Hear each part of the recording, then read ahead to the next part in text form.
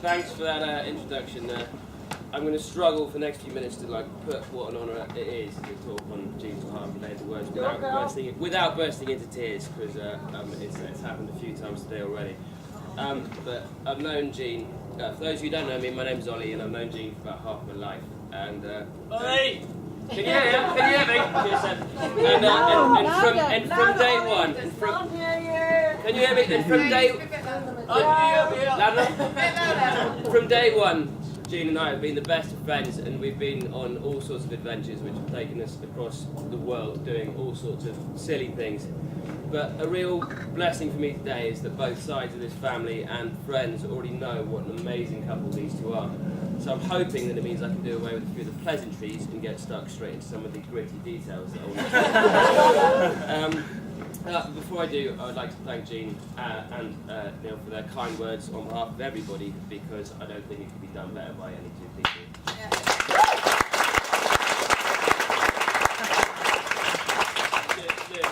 Louise, I'd extend a few pleasantries your way, but I'm going to need something to sweeten you up with at the end of this.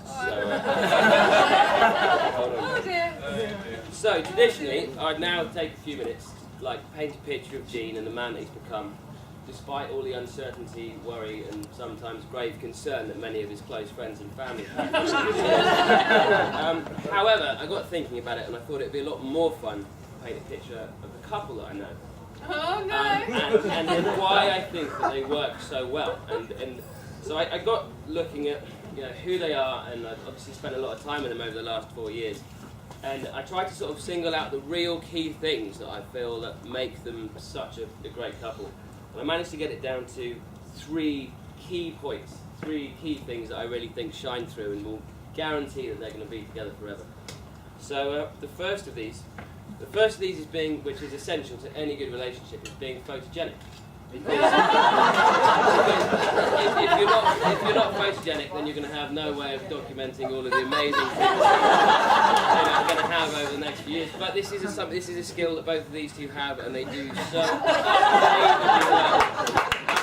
So the only way I can really explain this is by showing you some pictures. So I do have a beautiful single assistant who is going to get up and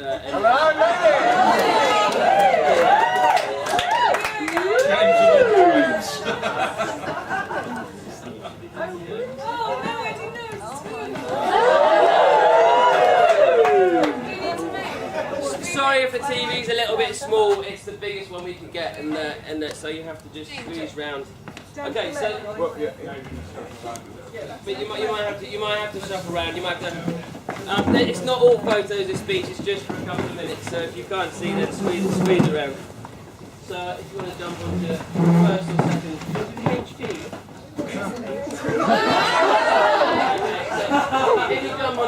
Basically, my point is that Gene and Facebook. I can't see. Sorry, am I in the way? I'll stand over here. So there you go. So basically, my point is that Gene on his own. Gene's comment earlier on about being an 8-year-old. Gene's point about being an 8-year-old child on Prozac. I also agree with him on that. I think they most he also seemed to have developed some issue with his arms. He seems to be able to put them down.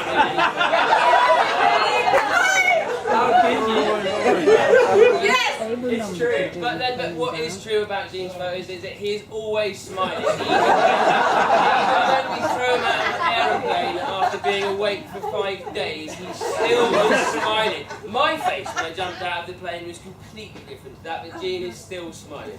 And this is in contrast with Louise. So if there's another cheeky one hand. Louise, who always looks stunning. She looks stunning. Occasionally a little bit drunk, but on the whole, she always. Genuinely, on the whole, she always looks amazing. But then, when I see photographs of them together, I see something else. I see something which is so solid and so true and so pure and so happy that you know that these two are going to be taking photos like this for the next 50 years. So that's something that they do unbelievably well. So nice for Okay, so the next quality that I've managed to narrow their relationship down to is personal time. So basically that is the understanding of how important it is to be able to enjoy the things that you love that you don't necessarily do together. So that when you're not together, that you miss each other, and when you're back together, you're happy and it's exciting and fresh. So as we've already heard, Louise's almost fanatical and religious love of football. So if you judge Joking. where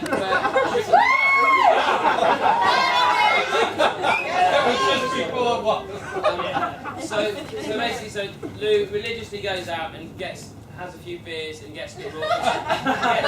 Gets a bit raucous with the lad. These are the photos that Neil was talking about earlier on, I believe. Come on, be seeing that. So she goes out almost religiously to the football and goes and gets a bit hammered with the lads in the family, as her grandfather and grandpa. But in contrast to this, so this is a story that Jean might not be so happy for me to share with everybody. But in contrast to this, when Lou goes out to the football and goes out with the lads, Jean and I and a couple of the other guys sometimes, we get together around Jean's flat and we have the hairdresser come over and we drink a bit of wine.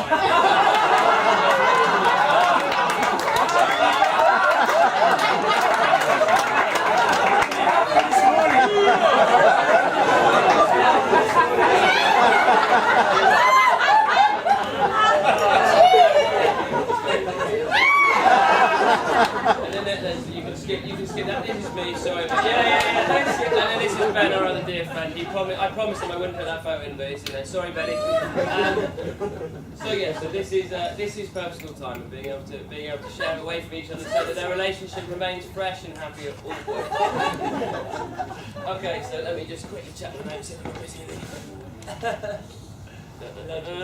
Okay, right then, so my last point, so you can leave it on this one now. So this is a pretty picture to leave it on. But okay, so my last point, which I think in some ways is maybe the most important, is acceptance.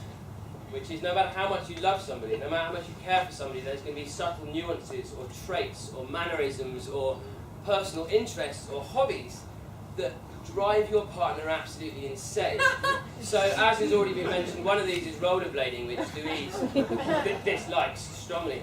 And another of these is which I'm sure Louise would probably rather I didn't talk about, is Jean's love of comic books and superheroes, which I am led to believe she tries to sort of forget. Ignore, yeah. Anyway, so we were around the flat 3 months ago, and we were all discussing, me, Louise and Jean were discussing the wedding plans, and we were discussing what we were going to wear. And me and Jean jokingly turned to each other and we talked about him turning up on the day dressed as a superhero. And Louise's response to that was to turn very slowly round and look her partner directly in the eye, and she said, Jean, if you turn up on our wedding day dressed as a superhero, the wedding is off. I will leave you, and it is all over. So anyway, so that's fair enough. No, That's fair enough. But as I left the flat that night, something stuck in my head, which was that, Lou, as I left that night, something stuck in my head, which was that statement only applied to Jean. It didn't apply to me or any of Jean's friends. So just to pay a little respect to Jean and maybe some of his maybe soon-to-be non-existent passions. Gentlemen, you know who you are. If you kindly stand up.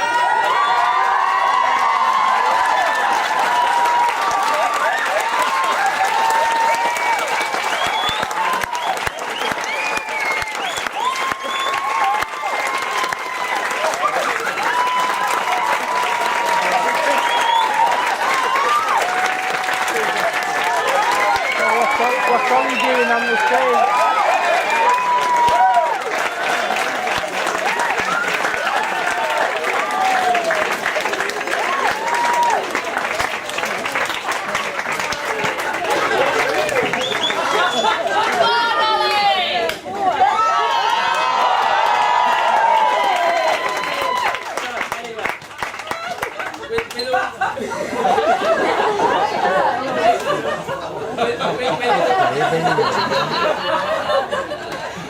Sorry about that. So, anyway, with all joking aside, I've had the pleasure of knowing these two from the day that they got together, and I've just seen their relationship blossom and grow on every level and in so many beautiful ways, and I'm just so excited for both of you of what you have to come in the following years. And just I believe that I think if any two people anywhere in the world can make each other even half as happy as these two make each other, they should count themselves infinitely lucky. So, ladies and gentlemen, I'd like you to stand and raise a glass for the happiest couple I know.